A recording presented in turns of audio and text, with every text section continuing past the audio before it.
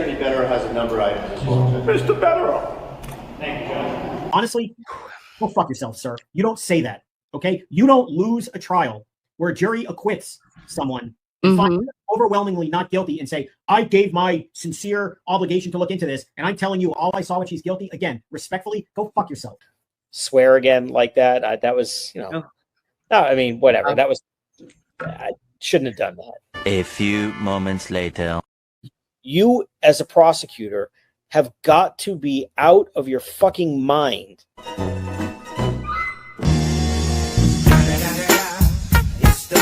Nose. Dude, Jimmy, look at those ears. The ears don't bother me as much. No, I don't trust a man. I don't trust a man with a lobe like that. No, really, not a fucking chance. The mouth is butthole to me. Very thin, paper thin. The nose. Oh, the nose.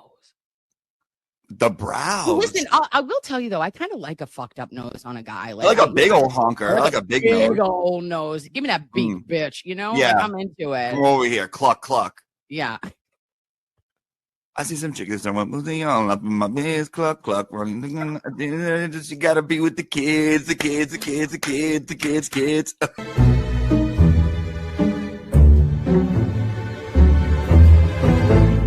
And I go, oop, clutch, clench, kegel. We did it all.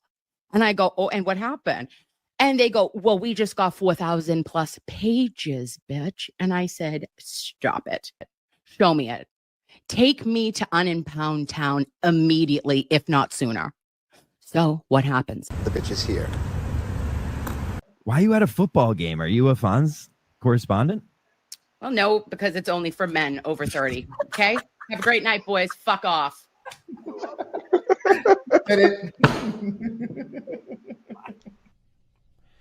It's been 1 week since you looked at me. Hey, Blues Clues, motherfucker. Good morning, lovies. Happy Sunday, November 16th, 2025. And we are brought together today for Nurse Kim's Sunday service with the one and only emotional support attorney to the stars, the stripes, and the blue. It is Attorney Mark Bederow. He's back with us. He's here for us. And he's looking like an entire snack this morning. Let's bring him right on in. Good morning, Mr. Bederow. Good morning. How are you? I said an entire snack because you've got a delicious Orchards sweatshirt on this morning.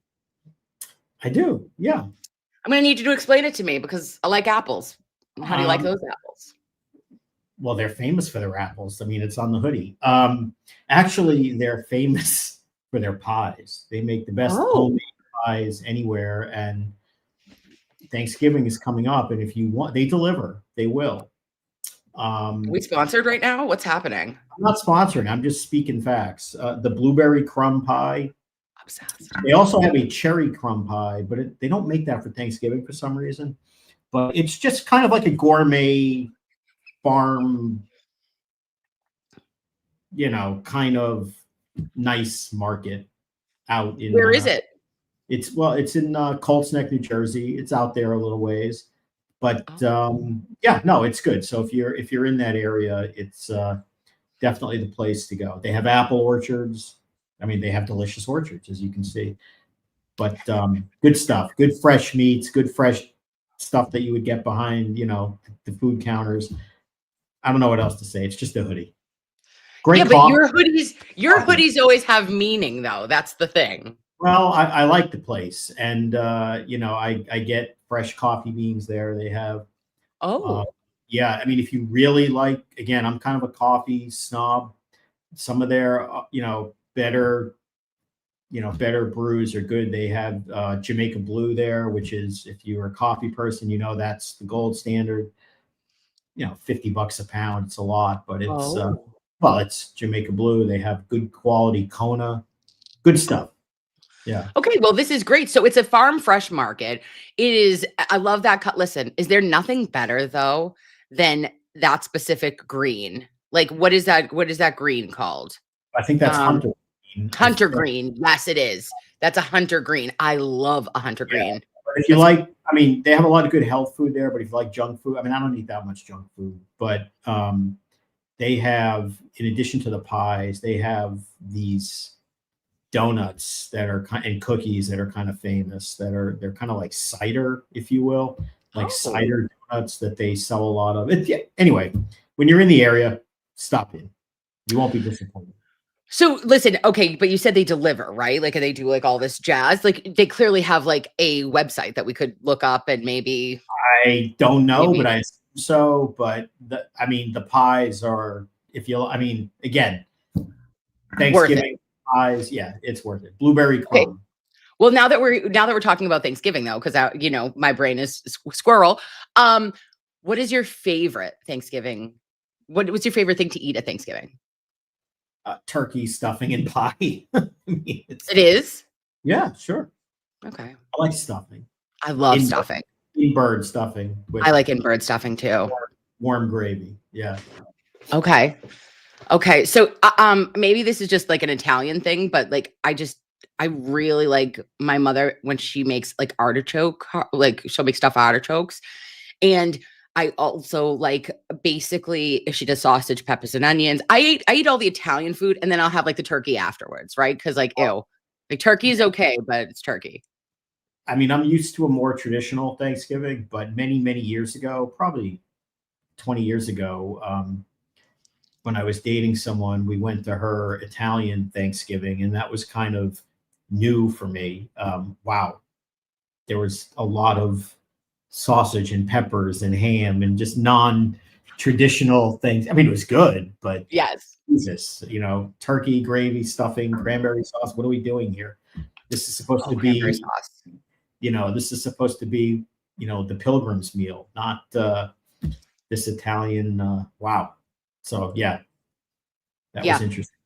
The Delicious Orchards does have a web page. I'm sure they do. Yeah. Per Sherry from Aussie. Thank you, Sherry. Yeah. But yeah, so when you do that, and all holidays, basically, if you're married to an Italian of any sort, you will notice that, all holidays have Italian food. Like it's not just whatever it's supposed to, like a Christmas ham, you will also have a Christmas lasagna, like there's going to have to be. I get it. They like to eat. It's okay. It's like Jewish people too, but Italians have better food. Let's be honest. You said it. I would never. Facts. And then like what was I also thinking? 7 fishes. Have you ever done 7 fishes on Christmas Eve? But no, I don't want one. Never mind 7. No, absolutely not. No, Christmas. I would add Eve, a gefilte fish for you. Well, my house. Jesus. No, Christmas Eve or Christmas is Chinese food traditionally for people. Oh, okay. I do that New Year's Eve. I like a New Year's Eve Chinese food. Well, yeah, but that's because you don't understand. But that's what Jews do on Christmas. It used to be there was nothing available other than Chinese food, at least growing up. Anyway. Oh, yeah. Okay. Well, thank you. Thank you for going through our foods. Now, what are we doing today? How are you feeling emotionally after this incredible run that our Patriots have been on? Incredible. They look great. I mean, the schedule is easy. That's true. You can't ignore it, but you have to play the games they put on the schedule, and they're winning virtually all. They had a tough injury. They lost Milton Williams for it looks like 4 to 6 weeks. That's not good. They've got games in the next several weeks coming up, including one against Buffalo, which is a big one. That's the big one for them. So not having pretty much their best defensive lineman is it's not good. But what are you going to do? They're 9-2. They have the best record in the NFL. They're clearly going to be in the playoffs. They should have the number 1 seed in the AFC. As that sounds hard to believe, but with the schedule they have, they really should. So you just have to enjoy the ride and be grateful that after 20 years of kicking ass and pissing everyone off, they were only down for a few years and they're back on the upswing where it looks like they'll be for years. So suck it. Yeah. Suck it, haters. I love it. Yeah, it makes me feel, it just brings me just a specific amount of joy to know that like an organization that had done so much, right? And that had come that dynasty of Brady and Belichick, and then just like, thinking it was gone. And some organizations would take like 20 years. It could take for a long, long time to rebuild. And it's just, it's a beautiful poetic justice to have Vrabel and May now. It is. And they got lucky. I mean, they had a pretty bad couple of years, not just on the field, but they clearly chose poorly when there was this thing of Brady and Belichick. I mean, that clearly was the wrong choice.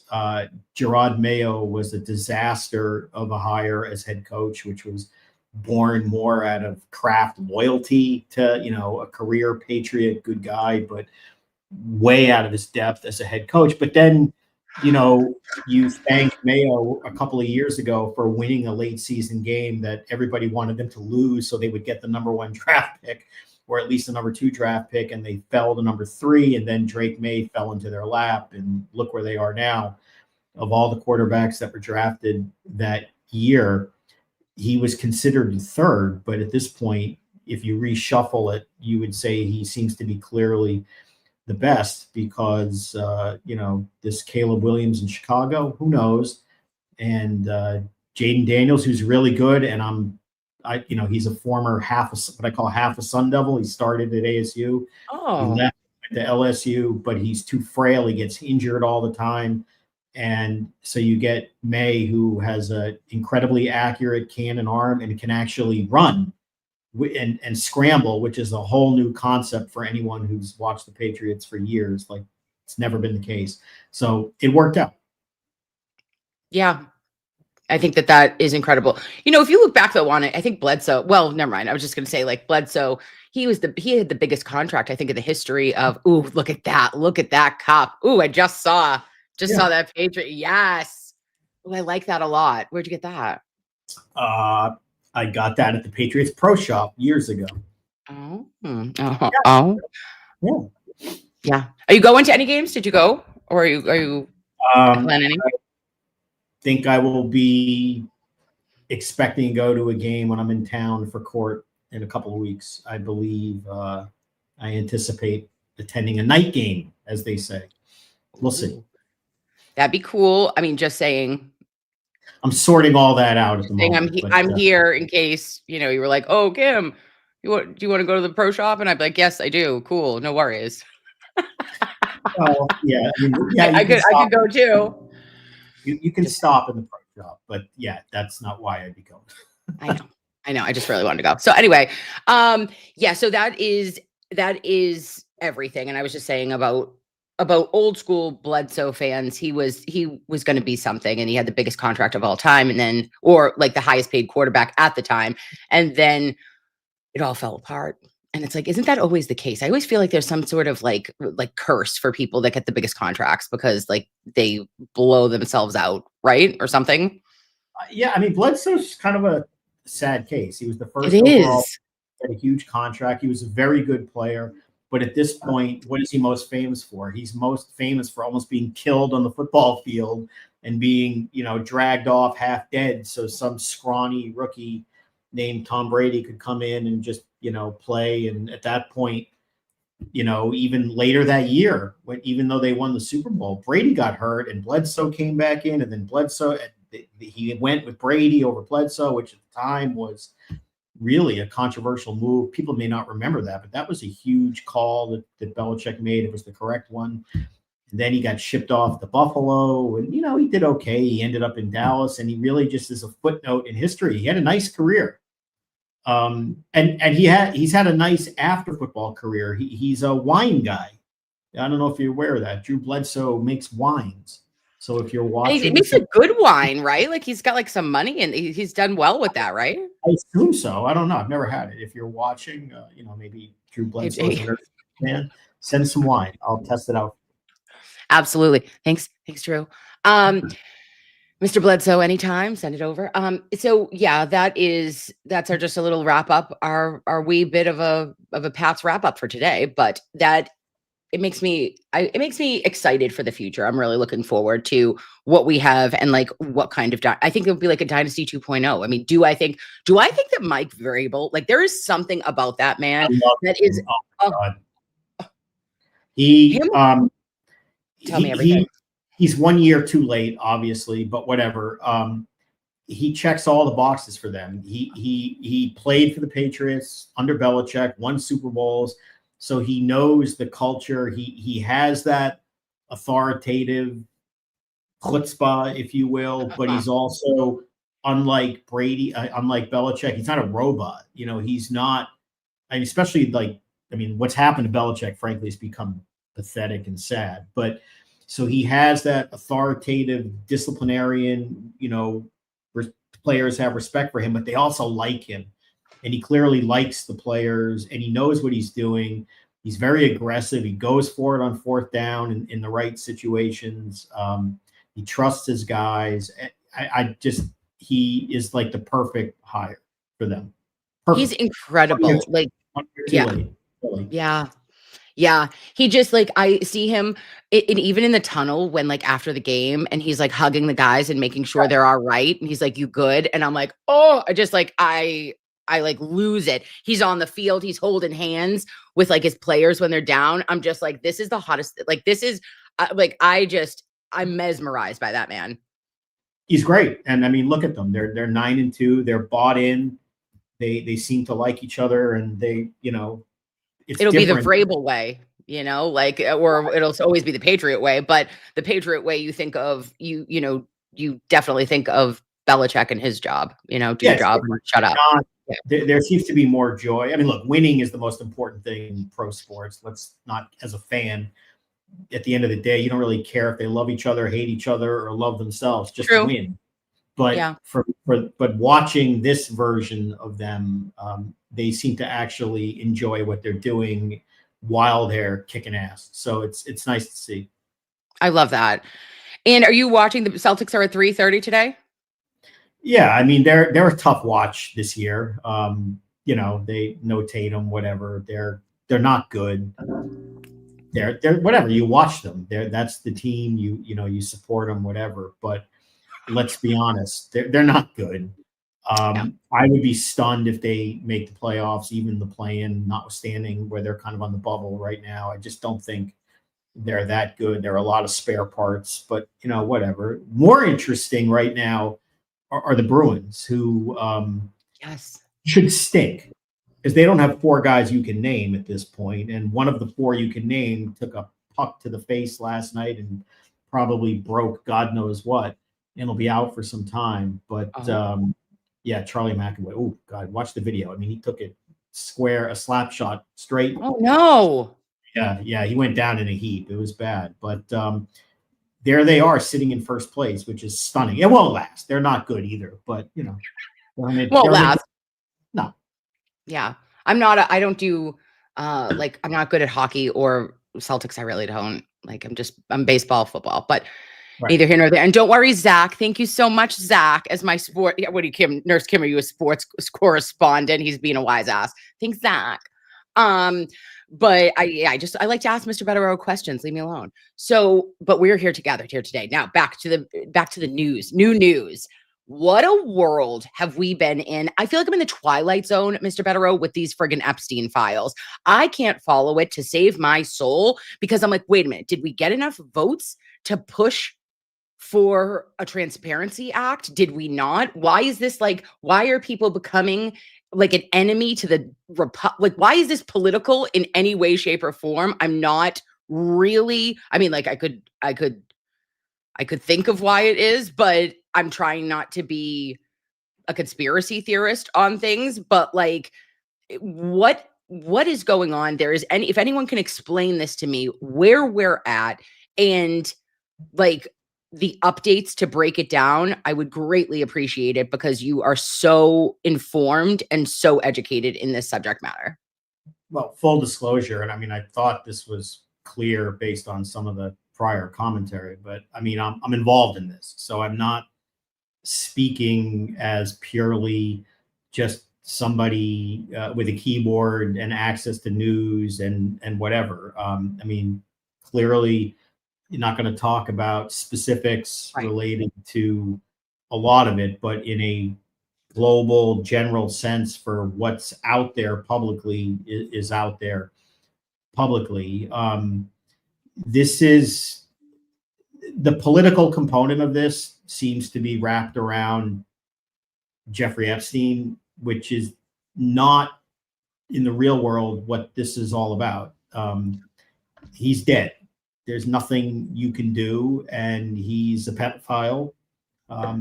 Notwithstanding what Megyn Kelly said the other day, which was disgraceful. That's another issue. He absolutely, he didn't just engage in massages, okay? Jeffrey Epstein was a rapist, let's be clear. And by rapist, it doesn't mean just statutory rape, which just involved, underage women. He was absolutely a rapist, a violent rapist, along with other people.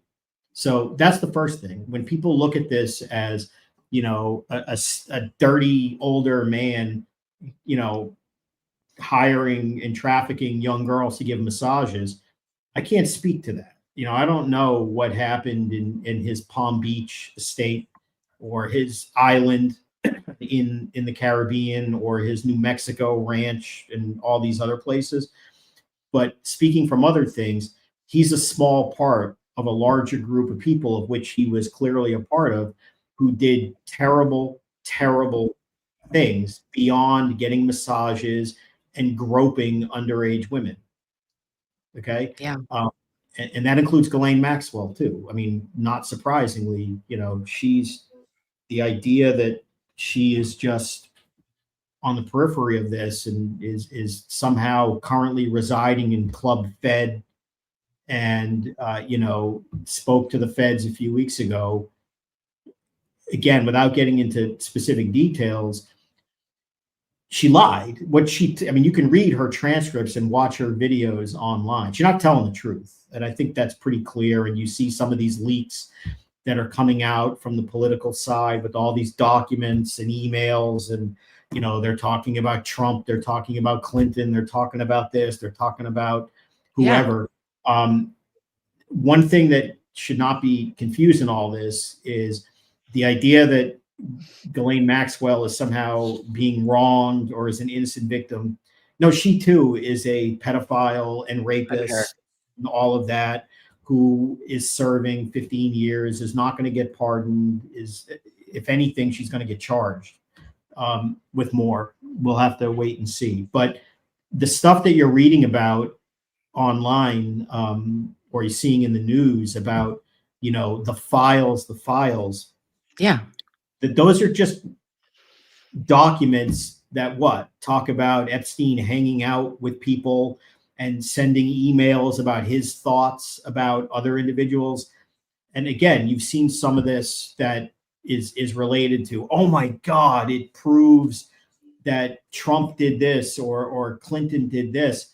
And it's like people, I'm not saying it's true or untrue, particularly with one of those two, but the point is, people forget their common sense. These are emails coming from Jeffrey Epstein, who has, what credibility does he have in the first instance, just because he writes email to a reporter who's trying to write a book because he says, I don't like this individual or this one is no good. I would find more interesting in these documents, not what Epstein says, not what Maxwell says, but what are the other people they're talking to say? I mean, for example, in one of these emails that was released this past week, you had a prominent lawyer who was White House counsel for Obama talking about a former president of the United States being essentially a lying psychopath who wouldn't know the truth if it hit him in the face. Well, that's a hell of a lot more interesting to me than what Jeffrey Epstein's opinion is of Bill Clinton or Donald Trump or anyone else. But look, there's going to be a vote clearly on the floor of the House, saying these documents should be released. And as a matter of redacted, of course, there are things that, and you have to understand, not even if documents get released, there are names of victims that have to be taken out. There are names of innocent people who are not involved that should be taken out. And you also have to factor in, if there's investigations and prosecutions going out, you don't just throw it to the public. But at the end of the day, there's going to be a vote about, these documents have to be released. Now, what member of Congress politically would have the sanity to vote against that, right? I mean, how is that not politically a unanimous vote to say, of course, these animals should be outed, assuming Yes. to do so. So, that's going to be an interesting thing to see how that's dealt with. But this is not about Epstein, really. It's not about a list. There is no list. There's never been a list. I don't understand the idea that people think that a rapist and pedophile one day would sit down and I'm going to make a list of my, co-conspirators and rapists and just keep it in my records. It doesn't work that way. Whatever the files are, who the hell knows, but that's not really the important part of this. And most importantly, the dead pedophile is not the most important part of this. The most important part of this are the living, breathing, powerful men and women who were involved in these terrible, terrible acts, and whether they're going to be held to account, both in a federal criminal court or other courts, and also, reputationally and whatnot. So, but this is so much bigger than, a dead pedophile and his currently incarcerated ex-girlfriend or whatever the hell she is. Yeah, definitely a co-conspirator. But there is, when you're saying about the people that would need to be the high-powered men and women, where would that prosecution, is that Department of Justice, FBI, versus the government, right? So I'm just saying okay, so yes, we need the files, I guess, or they can do that floor vote of transparency as it relates to that. But nonsense. So that adds, I mean, it's important. Okay. And I get the public wants to know, and I understand that. Who doesn't? Yeah. Who are these rapists? Who is this guy talking to? Are these people currently in power? Were they formerly in power? Are they making music, making movies? And the answer is to a lot of these questions is yes.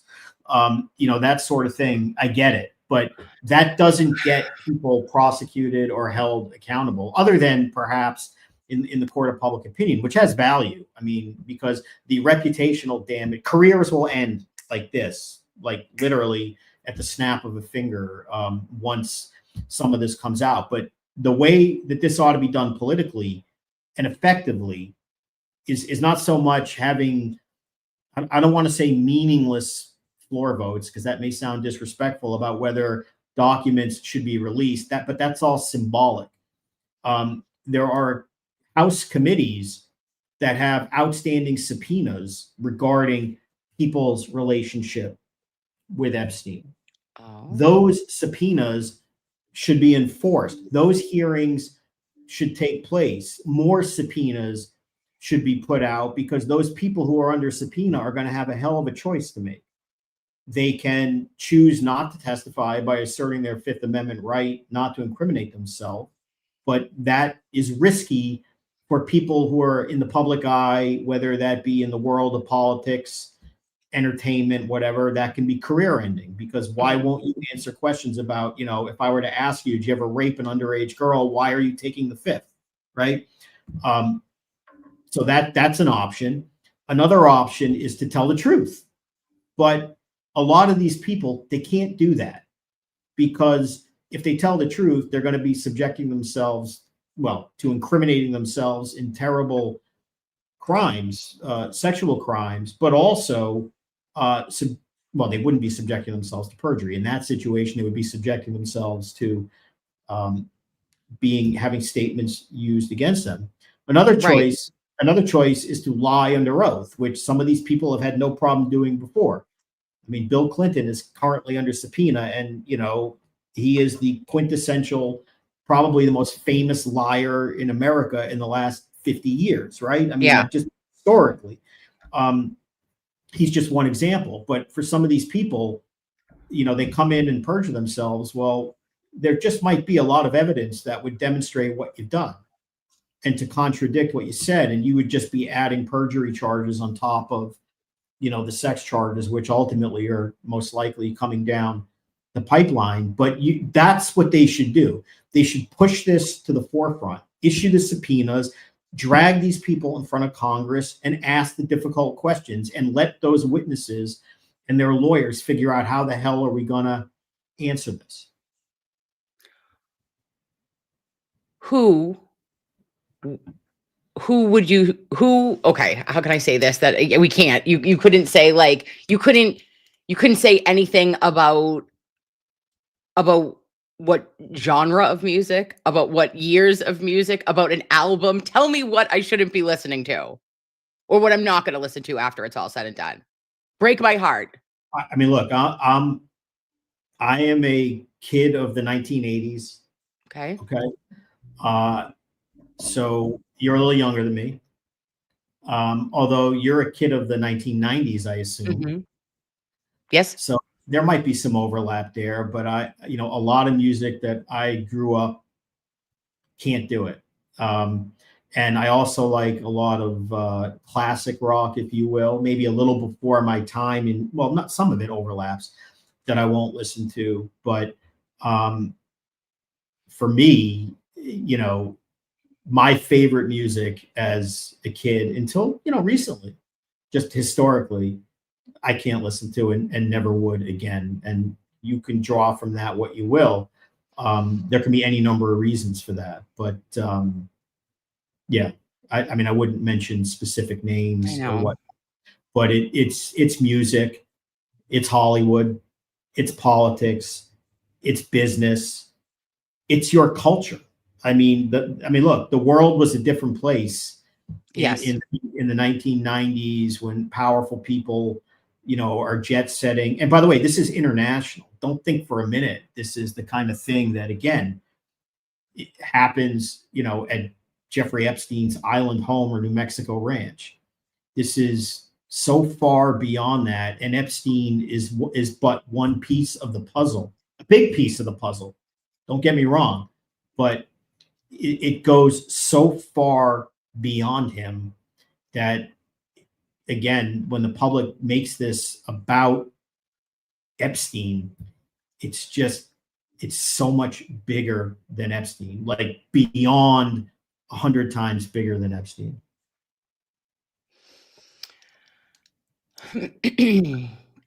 Yes.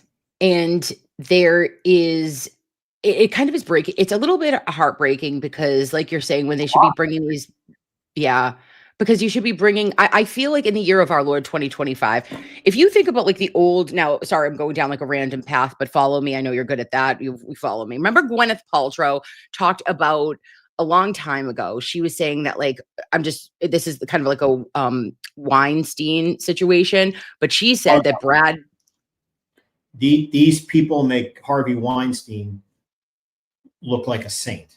Okay. Exactly. That's what I'm. Weinstein are sick enough and inappropriate. And, we don't have, I have interesting thoughts about the criminal cases against him and, the kind of pay to play the Hollywood game and how that factors into consent and using influence. Does that amount to crimes and the credibility of certain allegations against him? That I think Harvey Weinstein, who's just a detestable human being either way, the criminal cases against him are at least much more complicated criminally. Okay. What I'm talking about is unequivocal, violent, forceful assault, rape, abuse at a level that is just incomprehensible by people that would blow your mind. And these people will knock Harvey Weinstein off the Mount Rushmore of famous sex offenders. Okay. I was just thinking to myself about like culture. I was going back to like, they're like at a different time, and I understand like the pay to play. I understand, and I'm not talking about rape. That is not a kind of quid pro quo in any way, shape, or form. Disgusting, despicable. I'm not correlating that. I'm just saying I'm remembering the time where she said that Brad Pitt, it was like Gwyneth Paltrow, she was saying Brad Pitt was her boyfriend at the time, and he went over and was like, hey, if you like, he was gonna like kick the donkey crap out of Weinstein and said, don't ever, ever like look at her the wrong way again. And those were things that girls just like everybody inherently, like sexual harassment, sexual advances, even not in a place of Hollywood. Like even when you were a young nurse, like when I was a baby nurse, like doctors used to grab your ass and think nothing of it. Like, and I was like a dumb little, I'd be like this, you know, like, oh, so-and-so's there. You know, it was just like, it was just a different time.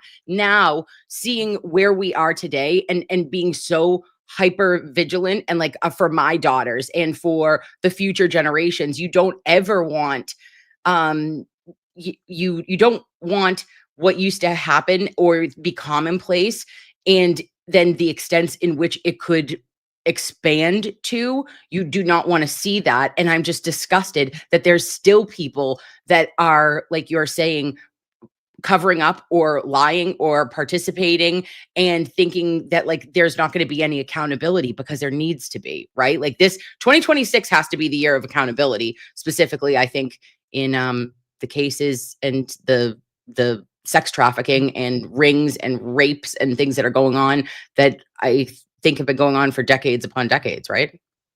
Yeah. And, you know, look, I mean, we're talking about, or what I'm talking about happened 20, 25, 30 years ago. But unfortunately for the animals that are going to be facing what they're going to be facing, there are these really nasty, nasty federal criminal statutes that relate to sex trafficking, or what people call the Mann Act. Maybe you've heard of that. It's a federal, I mean, it was from the days of like bringing prostitutes across state lines, but it's basically, for all intents and purposes, a federal rape statute.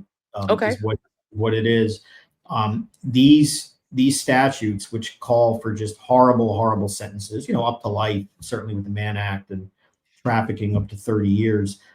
They have no statutes of limitations. Okay. So, you know, what might have happened years and years ago by very powerful people, it doesn't get excused because, you know, time has gone by. And if there is a prosecutable case or cases, then they can be brought today. And, you know, these statutes they're not good for the defense. Okay. They're or for what will be a defense. You're going to be stunned when you realize that certain people that you can't fathom being dragged into court in chains and perhaps being detained, you know, in a federal jail for a long time. I mean, it's almost impossible to comprehend, but yet it's very real. And if you actually talk about like the victims of, and I mean, I know that we're doing broad strokes here because it's, you know, because of involvements and what's private versus what's public at this time. But if you think about some of the victims that have come forward, specifically, again, because I don't know the other people or other cases, I'm just bringing it back to the Epstein victims. I wonder, like, the people that have come forward, you think about the ones that maybe just didn't make it. Do you know what I mean? You think about the ones that either lost their life via like, you know, their own hand, or, you know, falling into drugs and alcohol, or, you know, just really terrible outcomes that like these young women then had to face in their lives after horrific abuse and rape and things like that. And it's just, it's gut wrenching to me. And I feel terrible for them and their families, and maybe didn't know what was going on. Yeah. I mean, I don't know who I mean, I see them in the news. I don't have anything to do or know who any of the individuals are historically who have, you know, come forward about Epstein again. But my understanding is that the people who've come forward, at least recently, you know, they're talking specifically about Epstein in these locations, being recruited under the guise of giving massages and things happening. And I don't dispute, I mean, knowing what I know about him and others, of course I believe it.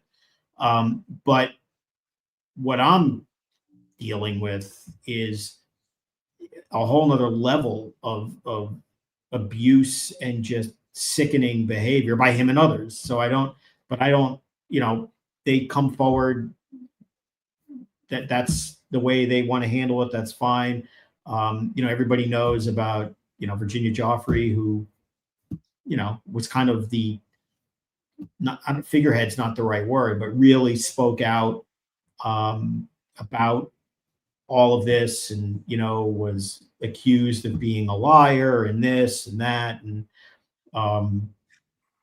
and then she ended her own life at some point recently. But she also, she did a lot. I mean, she outed or I should say defrocked Prince Andrew, if you will. Oh God, I know. Who is an absolute scumbag, and he'll have legal problems, I imagine, whether it be over there or over here at some point. There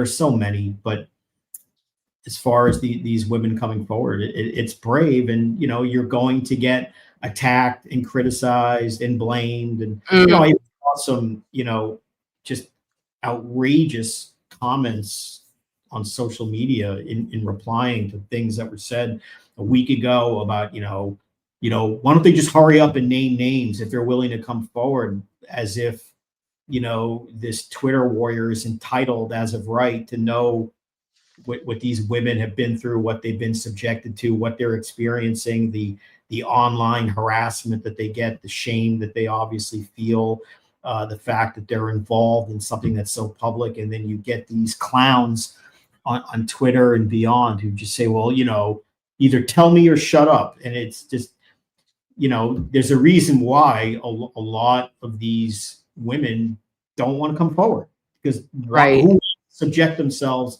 to this crap for what? To be slut shamed and victim shamed, and that's not to say that every alleged victim should be vetted, because not every allegation is true in life. I mean, I've defended people charged with these crimes who are absolutely positively not guilty of what they were charged with by lying, people claiming attacks. It happens. But for people just to assume that if they're going to come forward and not tell me names of powerful people right away, that they must be lying or should shut up or go home, I mean, that's disgraceful. It really is. And I did see this. I wanted to read it because it was, all right. So when we're saying that Epstein, or you're telling me, which you're so educated, I appreciate it. Epstein is, okay, he's not here. Okay. He's not on this astral plane at this point. He is not here. Ghislaine is living in her cell right now. Good for her. But the co-conspirators, is it weird to think, was it all a network? Were they all, the guy that were they all related in some way, or was it all different factions of like the same sicko network? It's complicated. And there are things clearly that I wouldn't say. So there's an answer here. So as not to reveal what should not yet be revealed, but I'm sure everyone can imagine a scenario where famous, rich, influential people travel in circles where they tend to know other famous, rich, and influential people, whether it be in New York, Washington, cities in Europe, traveling, whether it be for political reasons, entertainment reasons, and they all connect. And what I'm suggesting is, in what I'm talking about, Jeffrey Epstein is a part of that, because he traveled with in those circles. Okay, that's no secret that, oh my God, Epstein might be involved in abusing, attacking young women. I mean, duh. Yeah. But what I'm suggesting is, in the real world of what's happening here, he's not the ringleader. Right. He's a tangle. He's a vehicle. He's not the one who, at least in certain situations, is organizing, connecting people, and trafficking people through various things. He's just one of those tentacles because he ran in the jet set. Okay, but I mean, how sophisticated is he? This guy is. I mean, what are they even accusing him of doing as part of his scheme? I'm recruiting young women to give massages, and then I'm doing stuff, which is gross. But we're talking a whole nother level of depravity and organization and whatnot, and much, much worse. He's just a part and parcel of that. But politically, everybody makes this about Epstein, and he's not the main guy. Okay, he's just a dead piece of garbage, pedophile, rapist, scumbag. Okay, and he deserves whatever he gets in the afterlife and all of that, if you believe in that stuff. I do. But the idea that he is the ringleader of this is just wrong. It's not accurate. But the public only knows about him, so that's the way this is being framed.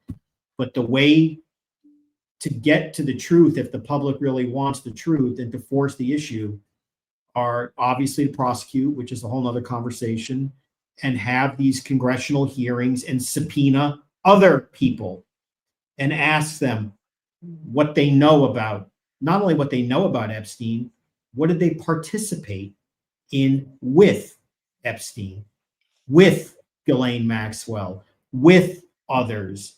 And that will lift the veil of probably the largest scandal in American cultural and criminal prosecution history.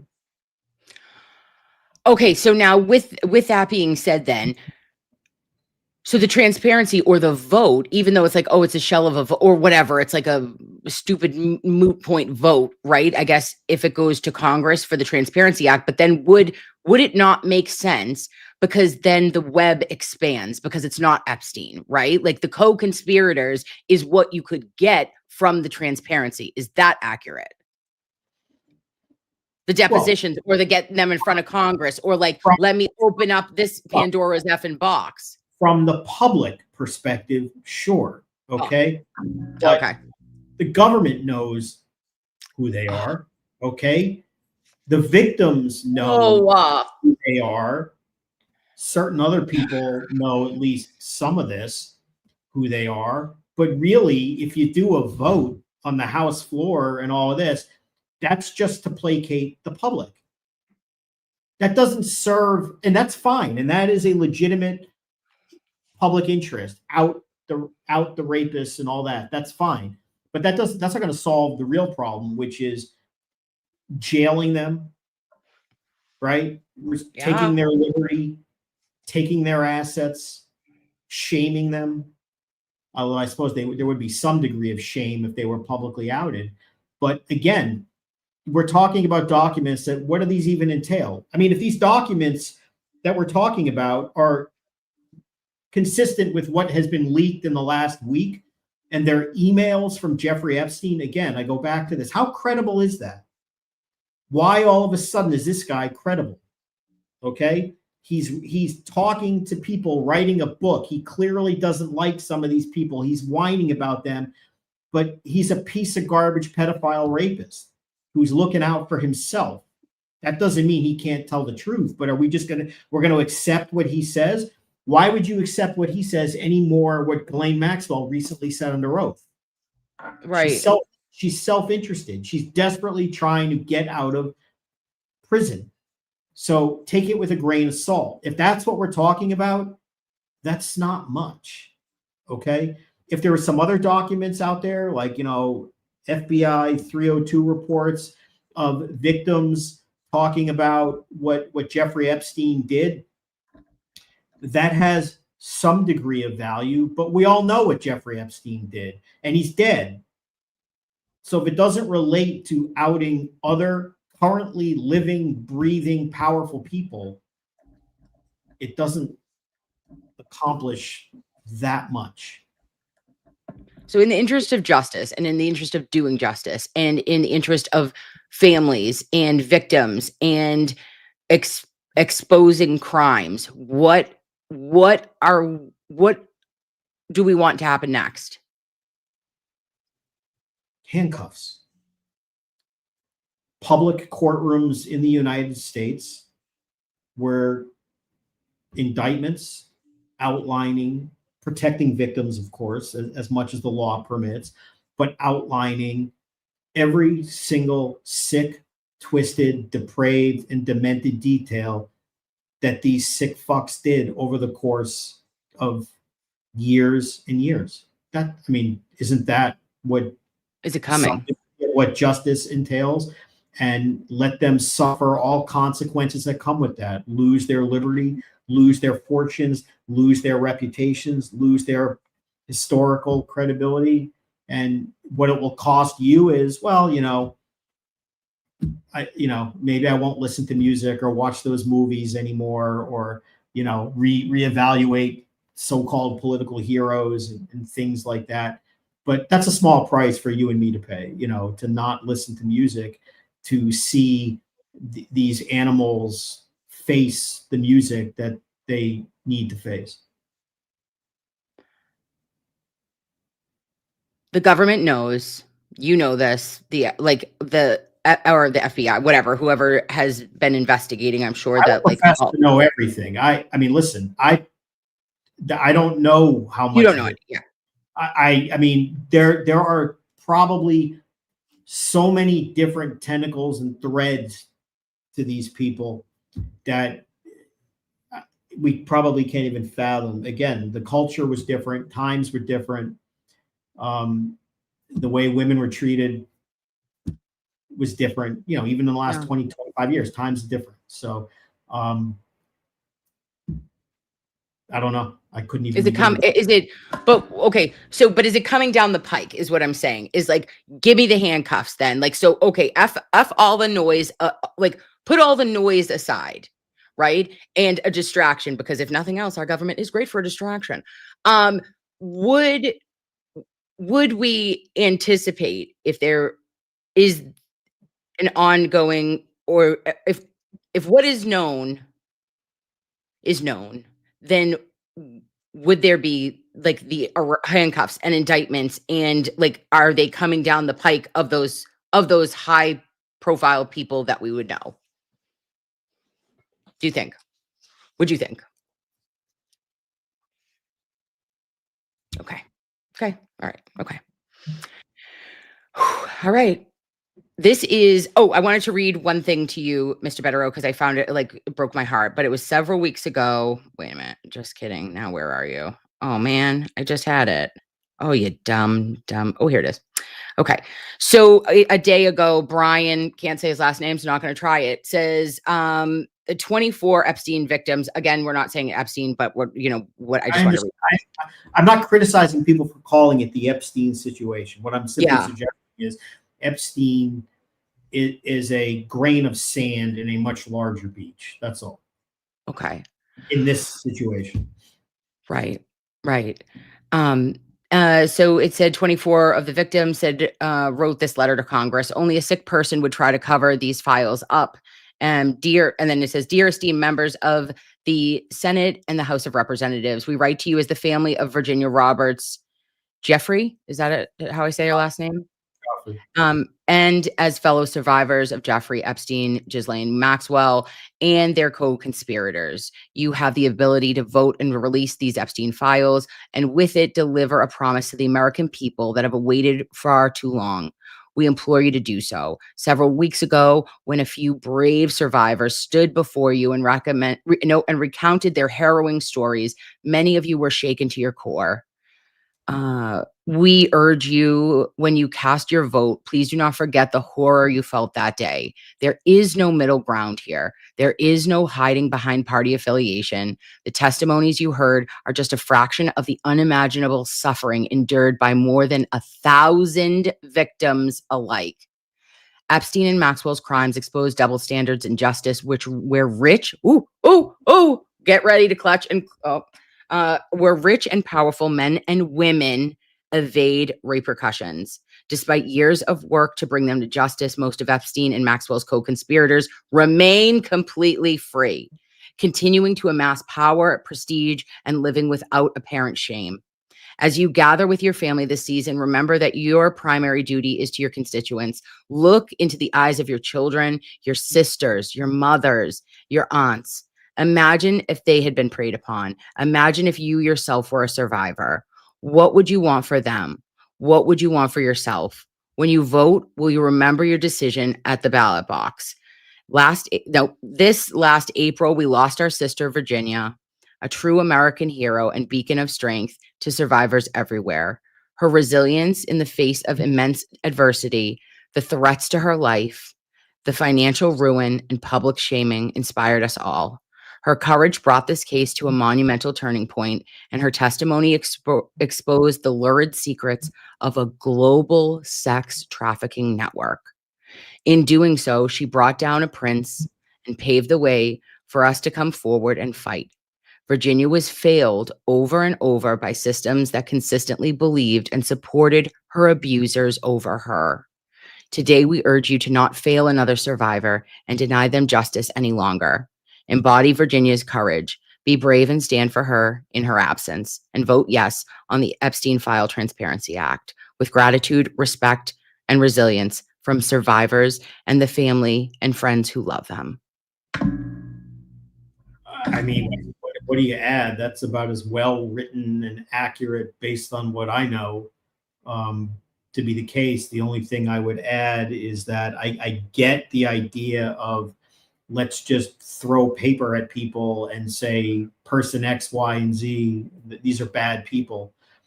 And that does have value, and that's a start. But none of this is ever going to be satisfactory until these pieces of filth are imprisoned for the rest of their miserable lives, and their fortunes are taken away, and they're publicly shamed, not just because they're mentioned in a document, which, by the way, can also be risky because that can smear someone when it doesn't prove they did anything. Okay, I'm talking about let's do it the right way, okay, with evidence, and convict these pieces of filth publicly. Agreed. Based on evidence in a courtroom for all of that to happen. But look, people want to know who they are. I get it. And I mean, I don't disagree with it, but it's a little more complicated just to take pieces of paper that mention people and just say this proves anything. It may or may not prove anything, and you have to be careful. But in terms of the sentiment expressed in that letter, I mean, it couldn't have been stated any better. Yeah, I felt like that is just, and I mean, talk about getting to the bigger picture is like, although yes, they are discussing that it is a player or another cog in the wheel, like Epstein is just a pawn, or just not a pawn, but like a small player in a much. Be very clear. He is heavily involved in things I'm talking about. But what I'm saying is he's not organizing and arranging like the allegations are in Palm Beach and whatever. Okay. Mm-hmm. He just happens to be, have relationships with all these people, and they get together, and, when they have nothing to do, let's just get together and sexually assault and abuse and physically violate young women because, it's a day that ends in Y, which is what these people did. And I always find it appalling on even another level is like, I know that there are bad people, right? Like there are good people, there are bad people, there's everyone in between, but like there's most people, even bad people, have good in them. And like these people are like the devil to me. Like anyone that could do this, I don't see good in you. Like there is no, like there's something that's like soulless about you if you are trafficking and raping and like hurting girl, like that's one spot in me that like I have no empathy for, and I cannot see any good. There is no good, and some of these people, all of this is terrible, but it is doubly offensive when you realize some of these people are one in particular, such a sanctimonious piece of filth. Okay. with the holier than thou persona in public, it's just sickening to its core when you realize behind the curtain, when no one's looking, how awful, how depraved, how sick they were and are to this day. Sick. Yeah, it is. Well, and what can we do? What can we as the public, other than like be educated, understand that it is a bigger picture, understand that there has to, the order of the PEMDAS has to happen, right? We have to go in order of operations of how things happen. What can we do as us, Mr. Bederow? The first thing I would do is brace yourself and reevaluate how you look at public figures and manage your expectations and be prepared to be thoroughly upset and disappointed. So just mentally prepare, I mean, for these names. I mean, it's shocking at its core. And but then also, as you manage those expectations, recognize justice is justice. And, I always, not to make light of this, but I always quote, the famous quote that they used in Better Call Saul, where of course, he is who he is, but he, when he sits at his desk and he says, let justice be done, though the heavens may fall. And it's true. People just need to come to terms with that and realize it's going to affect your cultural and political ecosystems. It is. There's no way around that. But, if you believe in right and wrong, then it has to be. Yeah. And, somebody, I just saw a tweet, which like sometimes idiots make funny tweets. And it was just saying that if our government falls apart because of, or like if everything falls apart because of this, of exposing this, then it should fall, then it should fall apart for every reason. And we don't deserve any good, we don't deserve a government if it could fall apart at the hands of this. So everyone go the world is not going to end because of this. Again, I think it'll be pretty much the biggest criminal justice story in American, which pretty much makes it worldwide history, given our media and everything else. But the world's not going to end. The United States government is not going to literally collapse because of what we're talking about. But again, you can't excuse this. And I'm not suggesting anybody watching this would encourage that, but you have to do what needs to be done. And, these people who were victims are entitled to justice. The public who votes for these politicians, who pays for these movies, goes to these concerts, they're entitled to know that they're spending money on pieces of garbage. And let's be honest, our daughters and other women deserve to know, because these people are dangerous. What do you assume, that they're just good people now? I don't. If you have that in you, like, yeah, there is like girls, any ladies in my chat, right? So the lovies, we always talk about like our intuition and our gut feelings and our instincts and stuff like, and unfortunately, I believe our statistic in our country for just rape and assault is 1 in 3. And so if 3 of us were to stand up next to each other, one of us would have been assaulted or raped in our lives. And it is really, it's really important to listen and hear that voice inside of you. Feel like when you are somewhere and you're uncomfortable or somebody makes you uncomfortable, do not turn that voice off ever. Okay.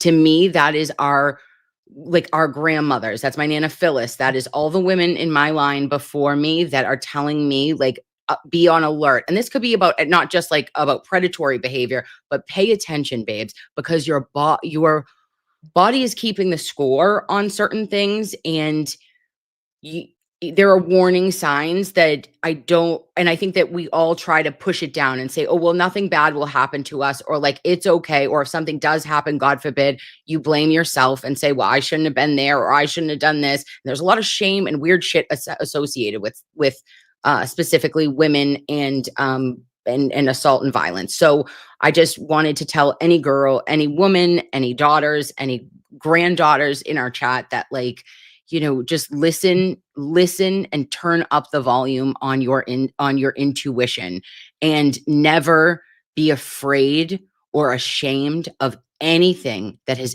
ever happened to you, because it was not your fault, and that you are loved and cared for. And I'm sorry that happened to anyone that it has, because it's just heartbreaking to look at us now and see where we are and where we're going. And I just want women to know that, like, you're heard, you're seen, I see you and I hear you, Yeah.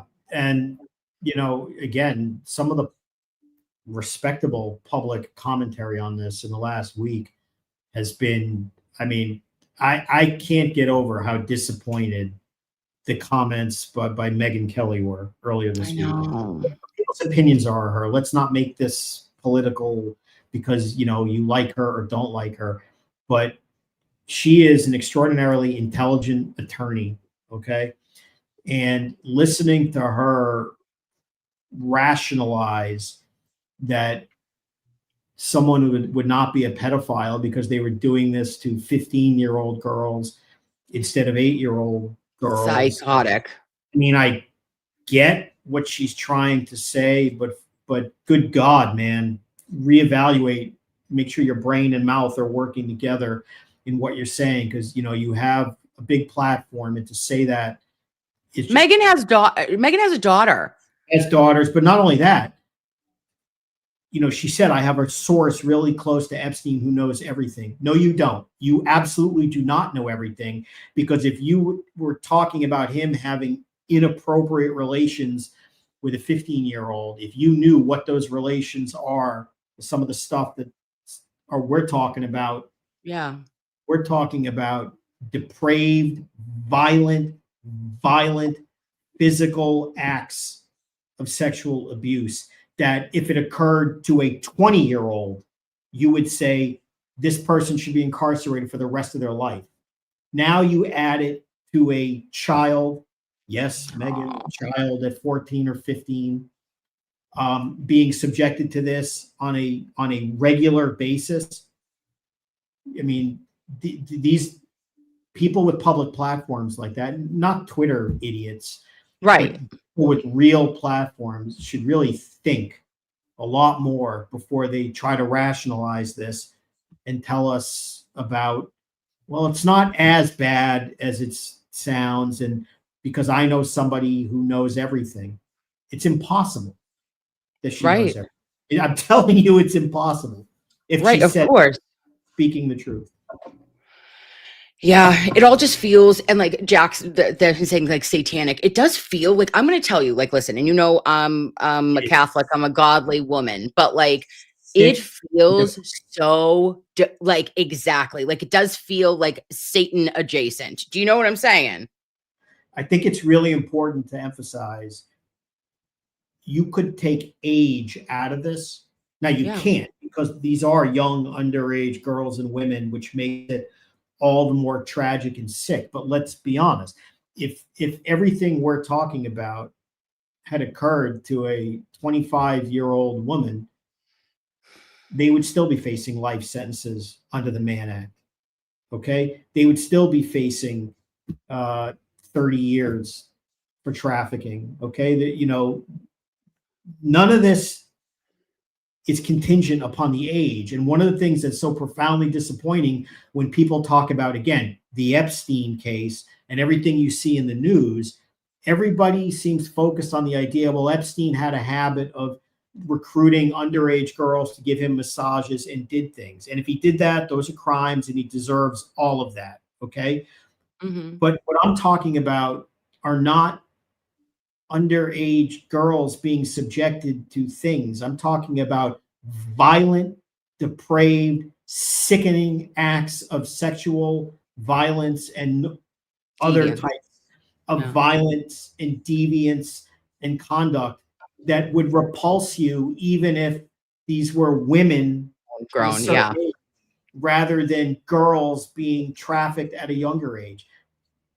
And I think that's, if complaint is the right word, my biggest complaint about the way this gets framed about Epstein and Maxwell and what you're reading about in the news and all of this. It's so much worse than recruiting girls for massages. Okay.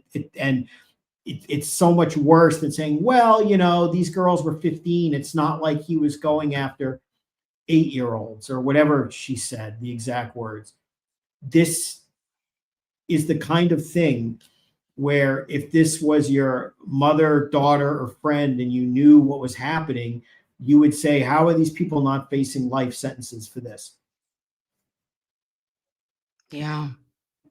Yeah. It doesn't sit well on the spirit of anybody. And like you're saying, it doesn't, I guess that like age is a number, like age is a factor because of like law and and like how depraved and how sick it goes. But like you're saying, sexual violence and deviance and sickening, horrifying shit at any age is still a crime. Do you know what I mean? If you're raping and criminally like violently hurting people, you shouldn't be able to do it at any age. But doing it to small children makes it a specific, growth. You could be, you're talking about, even if you take out the sexual depravity, there are acts of physical violence in addition to sexual acts of depraved violence. Okay. Committed by powerful people that ought to result in them being incarcerated for the rest of their natural lives. This, you can't fathom how awful and pervasive this is, or was anyway. Do you think that some of the people, or maybe, do you think that the behaviors have changed, or has it always continued? I can't speak to what people do years later, but you can judge their character by other things they do years later in terms of trying to cover up these kinds of offenses or shift blame or obstruct justice, things of that nature. So the answer is based upon those examples, if they exist, hypothetically. That tells you all you need to know, doesn't it? Yeah, it does. It sure does. Want to get a coffee, and then we'll. Okay, we'll do a 20-second break, and then we'll be right back for part 2. Be right back. I'm going to recaffeinate. All right, me too. Oh, heavy subject matter, lovies, but we're good. I promise. What am I going to play here? Let me just do. Oh, wait, we don't have like a "we'll be right back" sound. Jesus, Mary, and the Joseph. Oh, but I do like this. Oh, please. BRB.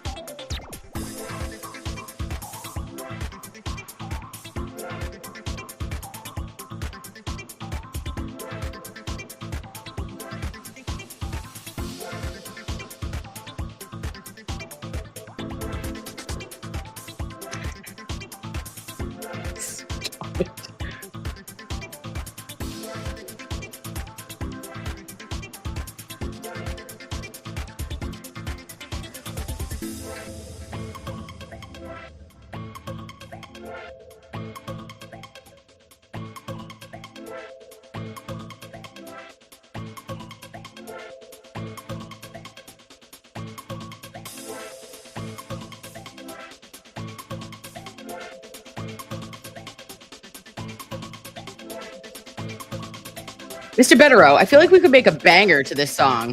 Are you going clubbing? What are we doing here? We're bringing it back. It's a little EDM in the morning, right? Like, oh, this is very. I could have probably picked a better jam, but okay, hold on. I'm sorry. It's feeling very New Jersey to me. No, okay. Oh yeah, we're getting all kinds of New York, New Jersey in here with the club music. Woo.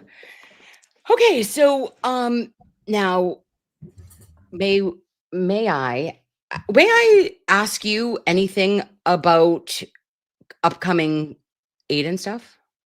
Yeah, what's public is public. I mean, I Awesome. won't show you state secrets or privileged information, stuff that's not in the public record. But yeah, I mean, and the worst thing that could happen is you could ask and I say I can't answer it. So it's Yeah, you've done that before a time or two. You're like, yeah, nope, not today. Stop asking, Kim. Okay, so how do we feel? New judge, who dis? Well, that was something else to learn Friday. Right? To be clear, we did not ask for that. The prosecution did not ask for that. It just organically happened, which means it had to have been instituted on some level in the judiciary. Mm-hmm. Now, you've probably heard me say this before. It makes perfect sense that on a complicated case with a lot of nuance, with a lot of filings going back and forth, a lot of publicity, a lot of lawyers with large personalities all over the place doing stuff, that it does make sense to have one judge remain. And one of the criticisms that I've generally had is when you bounce around, how can anybody be up to date on everything? So in principle, it's great to have one judge handle it. So I couldn't endorse it. We couldn't endorse it any more than 100%. So, people, of course, this being Twitter and everyone looking for goblins in every window. Oh my God, this guy grew up in Canton. I don't care. I don't know anything about it. That's all nonsense to me, to be honest with you. I understand people have their own opinions. I'm not being naive. I'm not professing to know anything. As I've always said to you and others, we go where they send us. And if it was in front of Judge Krupp, then that's where we go. If it was in front of Doolin, that's where it is. Now it's going to be always in front of this Judge Bezos. So that's where we're going. And you know what? We have a court date in a couple weeks, big court date. You there? I'll be arguing. Yeah, I'll be there. There is a deadline tomorrow for the prosecution to finally respond to all of our motions. We too will be filing more tomorrow, which you'll have to wait and see about that. But due to our recent discovery of more evidence that drips out online and through other channels, which should have been disclosed to us, a year ago, we'll address that as well. My God, it is. I will say though, Bezos has a decent reputation though, like not like anything I've heard through the grapevine locally that they're a good judge. So I was like, okay, that's great. As long as it's a fair judge, that's all that you've ever asked for or all you've ever wanted. All I've ever said is all any lawyer can ever ask for is a judge who knows the law, is prepared, and is fair. And, and even during all the analysis of, when we used to always talk about Karen's case and everybody would say, why won't you criticize, Judge Canone more? And I did at times. But as far as, people criticizing about her demeanor, this is like an everyday thing for lawyers who practice in court.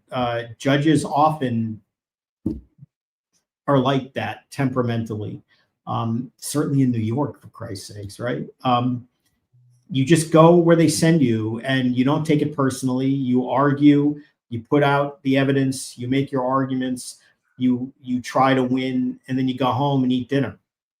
Yeah. So I have nothing to say. I don't know this judge. Obviously, I'm not a Massachusetts lawyer regularly, but what I have heard is fine.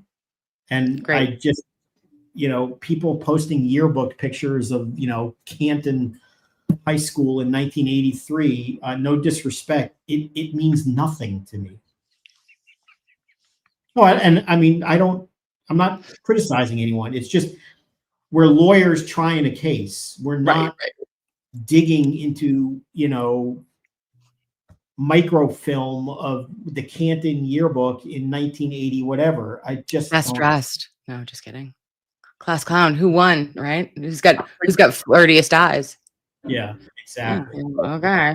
So, look, it's one judge. That's a good thing. I have no idea how it happened or why it happened. I could speculate. I won't, because I don't think it's appropriate to put this out there. Okay. I do find it very, very interesting, but I will keep my own counsel on why. I don't want to that. Okay. So I do want to say that nothing brings me more joy. Nothing will ever bring me as much joy as hearing Judge Doolin say, "Mr. Bederow." Okay, like still. Well, apparently that's not going to happen anymore. So at least not on this case. I know, but he's listen, if we couldn't, but it's better than, in my opinion. Okay, and this is just a hot take. Okay, or a just a Nurse Kim take, is that Krupp gives me the ick, and it is because I just every single thing that is said in front of Krupp, there is never it always feels argumentative, defensive, that the mind is already made up. There is just I don't like his tone and tenor for me, I mean, and you can't, whoever, whatever, it doesn't matter. But also I feel like his application of the law is super, just how I see it. I'm like, oh fudge, because I know how he's going to go. And sometimes if you have I'm saying back in olden days, a professor that was a bit a son of a gun, you would sit there and be like, all right, I know how I have to maneuver around this, because I know what case law they're going to pull up or whatever. You're going to have to, I know that you guys would have known, and you always know how to dance appropriately into whoever you are sent to, right? You just show up, you go where you're sent. But I'm happy that it's not Krupp. I don't care if we can't have Doolin. Okay, I'm hoping that this what is it? Bezos. That they're again, at least in the middle. I have no comment on any of the individuals hearing the case, other than to say, I look forward to arguing on December 5th why the indictments ought to be dismissed, why the prosecutor ought to be kicked off the case, and why we should be part of the Proctor party in getting all of this horrible material about him. And we'll make the arguments, and the judge will decide. And then we'll go where they send us next. Apparently just in front of the same judge. That's all. Yeah. And you know what else? Well, okay. So it's 2:00, right? Where we go at 2:00 on Friday on the 5th. Yeah, unless the date changes. I have no reason to believe it would, but it's a new judge. Better not. I don't think it will. There's a lot of homework to do, and we don't know what they're going to file tomorrow. They don't know what we're going to file tomorrow. But no, I would expect we'll be there the 5th. There's no reason that still a couple weeks away. Yeah, and there is so much that. I had a weird dream, and I had a dream one time about during Karen's trial, and it was just a weird dream, but I had a weird dream about Aiden's on the 5th, and that we went in, and that there was a bunch of motions filed previously. There was the new judge was there. I don't know how they were there last week, but they were, and I don't know who it was clearly, but and they said that it ended up being that Cosgrove ended up getting taken off the case, and then everything got dismissed, and then we went to the Capitol Grill. Isn't that crazy? It's not an unreasonable situation. I don't think that would all happen on December 5th. I mean, look. I would love it too. Well, yeah, no, that would be nice if that happened on December What a win. 5th. Look, to me, philosophically, I think the disqualification motion should be heard on a separate day beforehand, before a certain prosecutor even writes a response. That's not the way it was handled at the last court appearance. That was in front of Judge Krupp, as you know, that just threw it all over to December 5th. So again, we do it the way they want us to do it. It does seem to me that logically and intellectually, if somebody has a conflict, that the conflict trumps everything and means you shouldn't be doing stuff. But, whatever, we'll handle it all in the same day. And, we'll give them an earful on the 5th, and hopefully the judge will do what we want. Yeah, absolutely. And I feel like there was, and I probably shouldn't have an opinion about it, but like you were saying that you don't care about the new judge being appointed, right? Or that they decided to finally streamline. Well, a little bit, no offense, assholes, but a little bit of a day late and a dollar short, because you guys have been bounced back and forth. Like, you've had so many different judges that it is so, it pisses me off. It makes me agitated for Aiden, agitated for you and Mr. Bredel, that you're like, cool. Okay. Cause we've had to have things, a judge would say any other time we had a new judge, they'd be like, okay, well, I don't know what the hell this is. This is a very in-depth case. And now I need more time to figure it out. So you all kicked the can down the road for as long as you possibly could, when this was always an option. You could have always just assigned one person. It's weird. Sorry. No, it's fine. I'll say nothing. Yeah. Okay. I just thought it's a little bullshit, if you ask me, but that no one did. So, yeah. So that is coming up. It is going to be great. I can't wait. This is going to be my first time, Mr. Bederow, seeing you actually argue IRL in real life. Yeah. No. Look. Well, there's a lot to be said. And there is. We'll say it. And, a lot of it may be upsetting to people who disagree with us, but whatever. It is what it is. Yeah. I'll say no more. It is what it is. It is what it is. Yes. I'll save it for the 5th. Okay. Okay. Perfect. And is there, what's the over under on the actual, you guys actually receiving the response from the Commonwealth that you're supposed to tomorrow? I take them in good faith. It was due originally on October 27th, Monday. On that Friday at 5:00, we received notice of a motion seeking an extension, which we knew would be granted. And there was a stated reason for it, which is, I accept, whatever. And the judge then assigned the 17th. So I assume that we're all professionals. That's the deadline.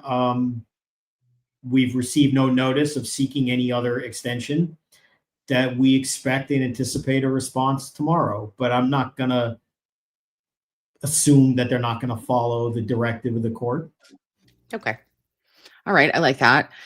And there has been some additional information that I just wanted to run by you about. Do you see the stuff with Michael Cox, the BPD commish, and the covering of the lying of another officer? Are you talking about Dever? No. There's more? Oh, Bob, look at me coming through today. I'm about to blow your mind.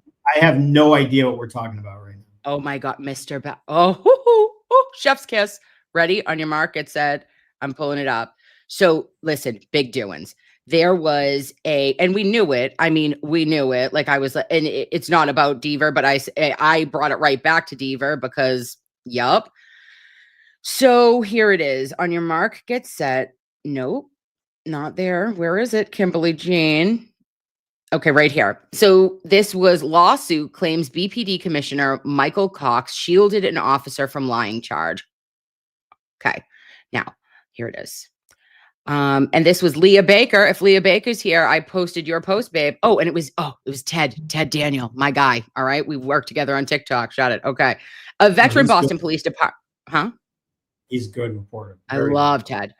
So anyway, a veteran Boston Police Department captain is suing the department's highest ranking officials, alleging he was pressured to scrub a finding that a rookie officer lied in a police report and an internal affairs interview. Captain Timothy, I screw up the name, Goggin, is a 34-year-old employee of BPD, filed a suit in Suffolk Superior Court. In it, he claimed the directive came indirectly from Police Commissioner Cox. Shut your mouth. What else happened? Goggins directly or indirectly? Indirectly. But it's because there was a call. It's like, this is like the bump. This is like a call. There was a bump. There was a bump, but a beep, bop, bop. So his complaint stems from April 21st, 2018. And the incident was where a lieutenant detective in the IAD, the Internal Affairs, investigated a confrontation between then probationary officer Brian Augustine. So it's not Deaver, it's this guy Augustine, right? Who was off duty, but in uniform, and a motorist at the intersection, whatever. There was some kind of like road rage incident. No one cares. He said, get the whatever, boppity beep bop ba. Then the Goggins' final internal affairs report recommended sustaining multiple charges, including department reported truthfulness. So he was having an issue with his truthfulness. And then they asked to, Cox wanted him to lower it to like a neglect versus like a problem with his, oh, Jesus, Christmas almighty, conduct. Okay, so instead of a conduct he wanted it to be conduct unbecoming instead of him actually lying, right? But this kid, Augustine, was also stopped for drag racing in Revere in January of 2020. That never happened. Drag racing in Revere? That never happens. I know. And also a separate allegation of associating with criminals from the same incident. So he's like, so we've got a rando, whatever. His extensive history culminated to the last chance settlement agreement, because you know how the Mass State Police, the union is like, okay, mofo. It was something along the lines of, say it, Kim, exactly correct. He had 18, is it 18? 18 charges, 12 were, no, I lied. 13 in internal affairs cases and 26 sustained violations. This one guy. Okay. And clearly Cox was whatever, said that he believed that you should just lower what he actually got in trouble for. So then retaliation. Goggin, so the guy who had done the report, said he claimed after he refused to fully comply with the request after the investigation's narrative, he faced retaliation, including being bypassed for a promotion to captain in 2023. And despite him being ranked #1 in the civil service eligibility list, mofos. Then Goggins' promotion was delayed for a year, and a candidate who ranked 3rd, which, you know, it's all on the list. Everybody can see where you fucking rank in the Commonwealth. Like, everyone knows. It's not like you just got it, whatever. So number 3 got it instead of number 1, and he got delayed because he pushed back and said, I'm not fully complying with what you're asking me to write here. And the Boston Police Department and Goggins' lawyers declined comment on pending litigation, and Augustine could not be reached for comment. Let me tell you something. This Augustine, the one who is the bad character who had the last chance settlement agreement, he signed his last chance on September 9th, 2025, which covered 8 of his internal investigation cases, including the 2018 traffic incident. His punishment under the agreement was a 15-day suspension from Boston Police. I live on another planet. Send me to a different solar system. Who is this? Oh, you got 3 days PTO taken from you? Oh, you got 5 days PTO taken from you? Oh, what are we doing? Sorry. Well, the first thing, and all disclaimers apply. It's a lawsuit. They're allegations. See where they go. They're certainly disturbing. They certainly sound part and parcel for what goes on. We know what happened with Dever and Cox and his recent amnesia apparently about it. I think the man lacks a lot of credibility, separate and apart from what you told me today. Yeah.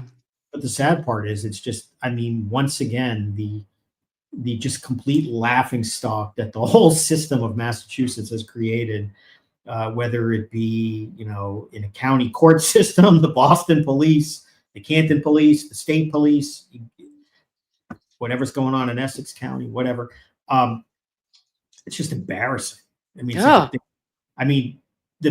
best way that it's a complete joke is it's just constant content for all these YouTube lawyers who who cover things on a national level, and it appears that 95% of their material comes back to one state.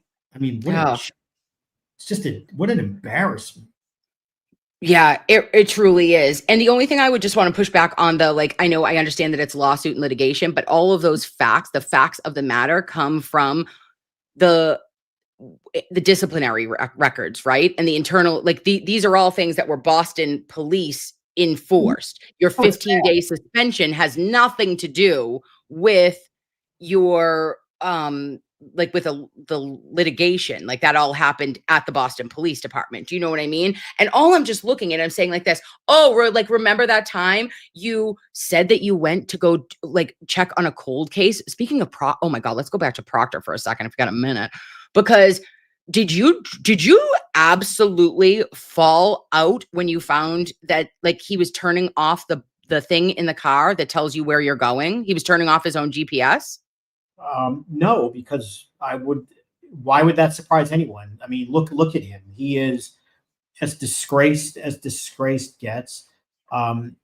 Most people assume that he's corrupt, probably a criminal based on things you're hearing, probably a racist, possibly homophobic, definitely a misogynist. You could go on and on with the adjectives to describe him.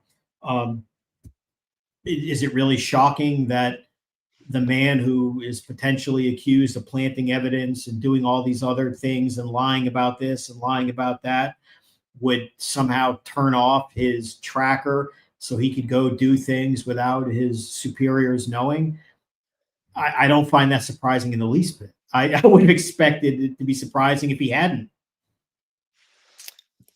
Well, I don't know. I just thought I find it surprising because it's just balls, the level of balls and dumb ass shit that these guys do. It's beyond me. Did you not think your job was important? Did you not know that your wife Lizzie was going to be putting her kitten heel on your neck, brother? When you're looking I don't know what you were thinking, because when you're lying about stupid shit, I will never trust you about big stuff, right? And that is where I am terrified, because these idiots lie about everything. This is the idiot who thought it would be wise to send out his wife, sister, crazy PR representative, that wacky reporter from Rhode Island, whatever the hell his name is. Oh, DePietro. And do his attempt to rehabilitate image, knowing what he had done in the past, and thought it would be wise to go on a national TV press tour. And when thrown the most obvious rehabilitative question imaginable about trying to change the narrative on him, looked at them and said, there's nothing I would do differently if given the opportunity investigatively. So this is who you're talking about. He is just, he is going to bring down many others, I would imagine. I think it's very possible that prison and jail gates are going to open up because of his conduct, light of what's on his phone. And he is become the national poster child of just a disgraced, corrupt, terrible, police officer, and he had every opportunity to try to manage it, and he couldn't. He should have taken the Fifth Amendment before Karen's first trial. He couldn't. He's just too arrogant. He did it. He could have tried to correct the record and apologize for things that he did when he testified at the first trial. He didn't. It was as non-apologetic apologizing as you could imagine. He could have gone on his little press tour and admitted he made some mistakes about the way he talked about people. He didn't. He shamed his family by putting them out there to further his, false narrative, knowing what he had said. He allowed them to do it. He put himself on national TV with another chance to rehabilitate. He didn't do it. Okay. He's getting the just desserts of years of terrible decisions and inappropriate conduct. And it is what it is. I mean, he's just not a good guy. No. And I'm very interested. Did we talk? I don't know if we did. Did we? Oh, no, I think we actually might have, but then it was confirmed about Good being actually like for reals administratively. I think we assumed at the time it was probably him, and then I think maybe he got suspended a day later or whatever. Yeah.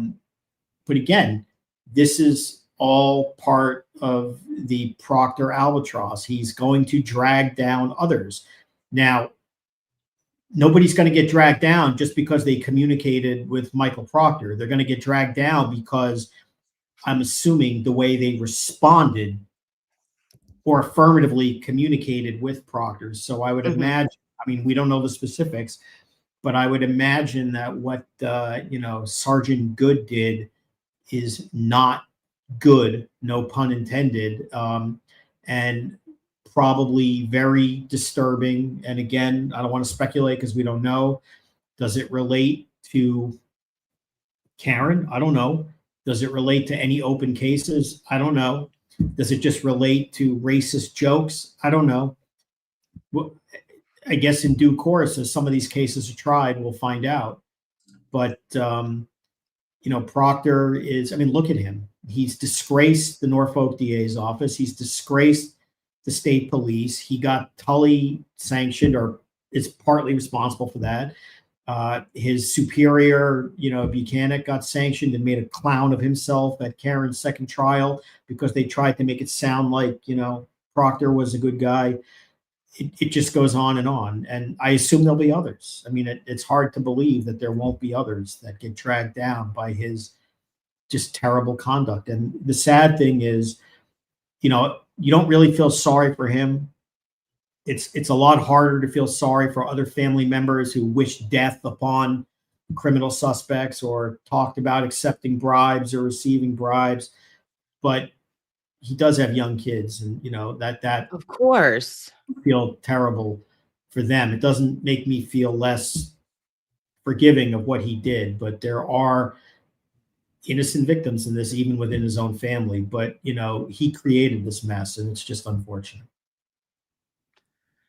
Yeah, and I think that it always goes back, and I hate to give any trolls really like any fodder, but they would always say, and I pushed back so hard for 2 friggin' trials after Michael Proctor got up in trial, the first trial, and we found out not only the nudes but the wishing death upon, how despicable the attempted coercion of a medical examiner. And God bless Dr. Irene Scorti-Bello for holding the line, for Officer John O'Keefe for truth and justice and not changing that manner of death. I'm very proud of her.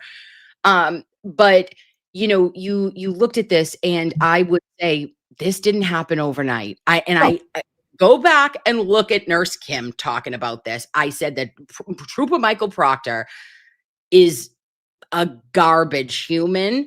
Because of what came out there, he would have never been that comfortable to say what he said and do what he did, because this wasn't something that happens overnight. And all the housewives in Indiana would say to me, he has a perfectly clean record. You're a bitch. And I'd be like, okay. And does he now, Peg, hey, Peggy Bundy, hey, does he now, like, so maybe you should just shut up if you don't know what you're talking about. The biggest tell about Proctor trying to explain his conduct at the first trial, and when at least someone like me knew that he was just 100% a scumbag and lying and whatever, was his attempt to rationalize why he wished death upon Karen, why he talked about her physical challenges. Yes. And if you recall, at the time that he was assigned the O'Keefe investigation, he was what we call a seasoned detective. Okay. And he had been in homicide for a number of years. And homicide, by its very nature, is unpleasant. Okay. And it's just, you deal with terrible things all the time. I mean, your whole business is investigating suspicious deaths, usually caused by criminal acts of another. And his explanation was that the reason he did what he did in Karen's case was because he was so traumatized. Now, I want to be sensitive about this, but it has to be said. Homicide detectives are human beings and get emotionally upset like the rest of us. But an alleged hit and run, even of a member of service, that can be traumatizing, but that is not the kind of thing for a career seasoned homicide detective that is going to make them lose their shit, lose all discipline, lose control, and do all of that. Okay. What makes a homicide detective act like that is when they find a mutilated baby who's been stabbed 37 times and beheaded by some animal, that you just say, I need to step away. Okay. And if this traumatized Proctor to that extent, then it would have raised questions. He's not fit for this line of work because, okay, you can't act like this. And the other thing, is his own words to his friends belied what he was saying. Oh, he got waffled. Oh, the homeowner's not going to face any trouble. He was nonchalantly just bragging about, I got a big case, and it's, telling his buddies what's going on. Okay. So his attempt to rationalize all that by saying, I was so upset about a hit and run.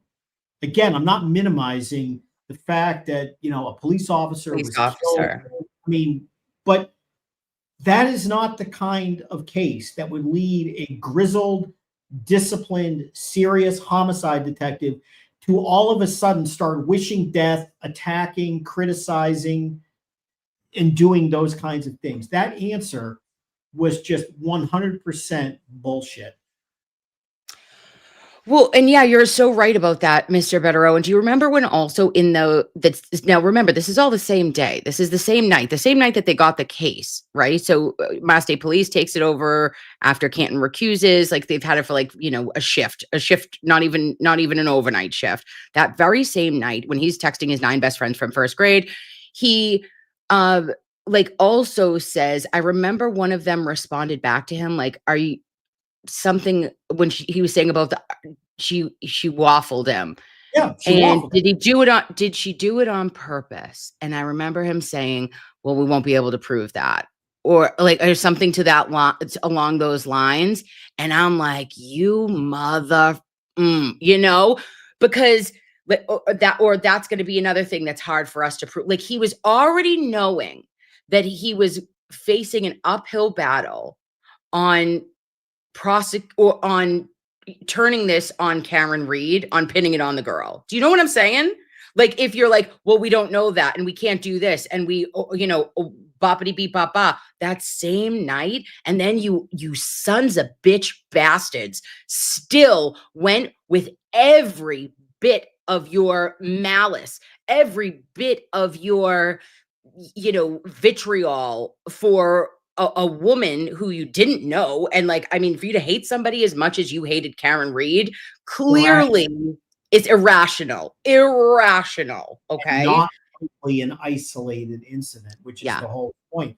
But I mean, look, at this point, what's more to be said or left to be said about Proctor other than he's a verb now? I mean, he's become a verb in addition to being his name being a noun.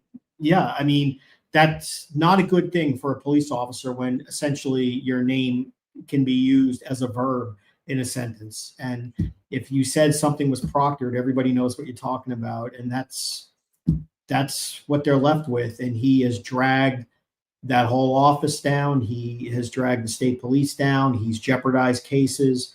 If he at some point, I assume he's going to get sued either separately or dragged into that other lawsuit that's going on in the civil case. He's going to be mentioned in all these upcoming trials, whether he's a witness or not. Which, what else? If you think about the terminology of waffled, a lot of people that are not from the Northeast don't understand that. Waffle is when God forgive me, right? But if you hit somebody with your vehicle and you smash them to very much so smash them to smithereens, basically, right? Like it would be like you are like a waffle machine, right? Like it is like it's a direct impact, whatever. Like it would be like a very significant fight. Colloquial and not a word that would be used by an angry detective under the trauma and being upset. Okay, that's how. But he's being a wise ass. You waffled him. What I'm saying, he's being a meathead, talking to his friends, speaking colloquially. That's not a guy who is so traumatized by what he's experienced that I just can't handle what I'm doing. Oh, we have a guest. And also, who's that? Lola. Oh, Lola. Come see me, Lola. Auntie Kim. Hi. She's lying down under the. Okay, never mind. No worries. Hi, Kino. He's my son. He's sitting there. But also sidebar, he wasn't waffled. He didn't have a bruise on him. Well, that is an interesting point and a different point. But I'm just saying. It matters. But there is just no way that this guy testified truthfully and credibly that the reason he said what he said was because he was upset. Now, add another layer to that. Now you know what you know based upon his stupid appellate hearing to get his job back, which, by the way, if he didn't do, you probably wouldn't know about what you know now. Another brilliant move by this idiot, right? All this stuff that's coming out about his phone now doesn't happen if he doesn't press getting his job back. Yeah. All right. So or at least the public wouldn't know about it. But now you have to look at it in this fashion. He testified a little more than a year ago. I only did this because I was so traumatized. Now you know his own union abandoned him. His lawyer abandoned him. He abandoned his appeal because there's all kinds of years of racist, possibly homophobic, sharing confidential information, sharing intimate pictures of people that he shouldn't be sharing. Go back and look at his testimony, knowing what you know now. And once again, you see that this man, he just lies.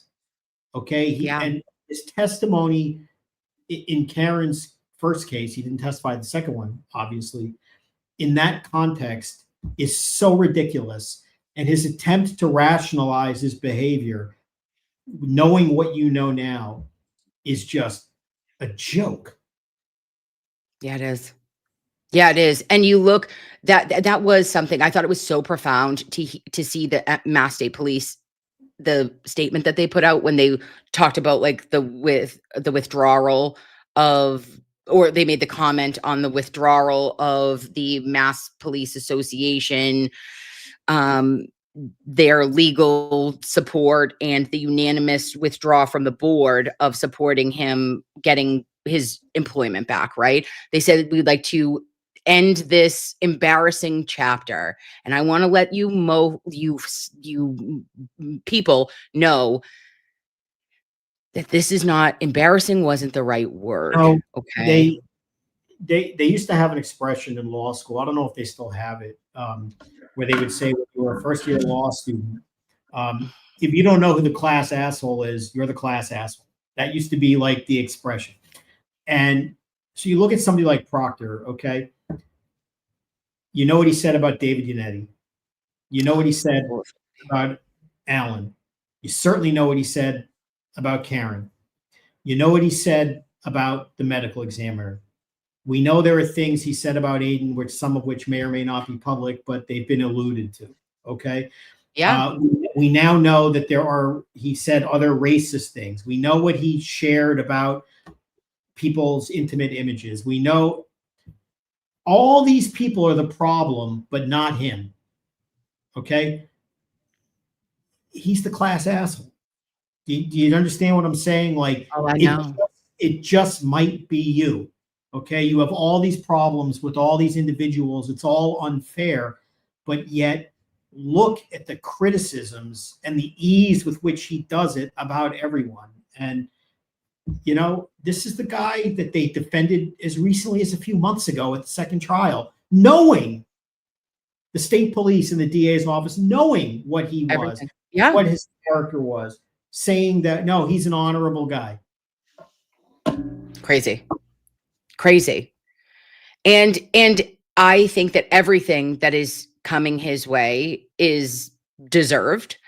I think that it shows but he always was such a meathead. Like I'll always go back to him being a real dumbass, because, you know, somebody to say when they filed in Walsh's case, right? And remember the filing was, oh, it's going to delete every 30 days. Then we got shit all the way back to 2013, just like outlying your progression into like horrific behavior and malfeasance and misconduct. You absolute sped. Like, I don't know. I can't with him.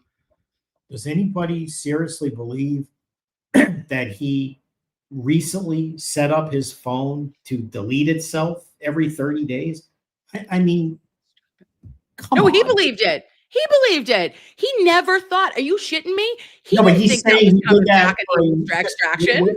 But he's saying, I'm doing that in his belief for just ordinary, normal phone maintenance. You know, there's nothing sketchy about this. I'm not trying to actually, you know, delete contents of things. Well, but how interesting is that though? You remember who else said that? Who else did the 30-day delete? Morrissey.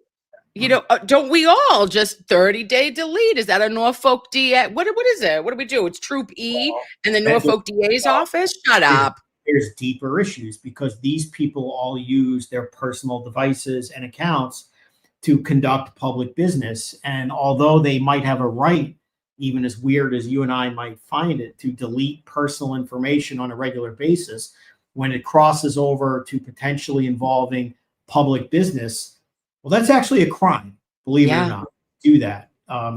So, you know, and we all know that, you know, these people use their public accounts to do this, that, and the other, and you doesn't excuse them of their, you know, freedom of information obligations. You can't use public servers and devices and accounts to try to hide what is public business. I mean, it doesn't work that way. You still have an obligation to disclose it.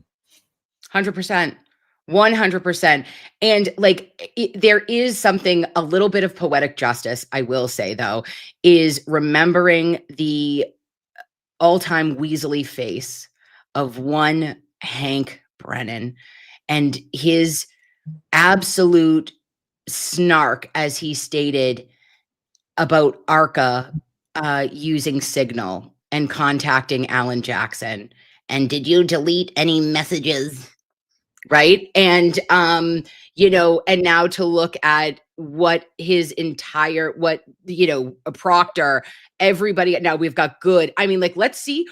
I cannot tell you how much I'm looking forward to seeing what that new extraction reveals and how many people specifically touched in the Karen Reed case and also in Turtle Boy's case that this is going to overlap, because for me it is going to be must see. Like, take me to Unimpound Town immediately, right? I love it. Look, there's stuff that we don't know about related to these phone extractions of Proctor, which, you know, we're working on getting. There are things we do know about that you don't know about, or probably don't know about, whether it relates to Proctor or others. And yeah, I mean, if there is a trial in these matters and it comes out, I think it will not portray all of them in necessarily a positive light. But, you know, we'll have to wait and see how things develop. Absolutely. Well, Mr. Bederow, you have given me more than my absolute favorite Sunday. Starting it out with you, having a Sunday service is the best part of my week. Stop it. I said it. Thank you for checking on me. Thank you for allowing me to have a bye week and collect my brain again, because I was all over the place. But what are you doing for the rest of the day? Tell me everything. Work for the next few hours, and then you know, it's a Patriots free Sunday, so a little red zone, just a little general NFL, but, you know, around the house, work, see some kids, play with some dogs, do some work, watch some football, eat some dinner, and go to yeah. Sounds like a great Sunday. Well, and again, I can't wait to see you in action December 5th, 2:00. Could it be before then? I don't know. No, because that's what we're planning. But let's hope that date stays the same, because I took PTO time. So I wanted to be there and to support. I wanted to support Aiden, and I wanted to see Mr. Bederow. I'm gonna say it. You're gonna walk in. I'll go, Mr. Bederow, and Judge Doolin will say, "Get out of here," and I'll go, okay, because he's not gonna be there. Okay, bye. There won't be a Judge Doolin that day. Yeah. All right. All right. Bye, Mr. Bederow. Later. Bye. Lovies. Can you stand it? Nope. I can't either. He's my favorite. He's our emotional support attorney. What a way. What a way. And what subject matter, right? We went to like sad places and then we brought it back. You know, I'm doing a shout out to StreamYard and that EDM music, because that was able to turn us around. Hope you have some Zabar's coffee, get yourself a Diet Coke, and have a magical rest of your day. I love your faces. I'll talk to you soon. Bye. All right. Great job on the news. Thank you. We will, Courtney and I will share what happened when we went to dinner last night, Sunday dinner coming up. And as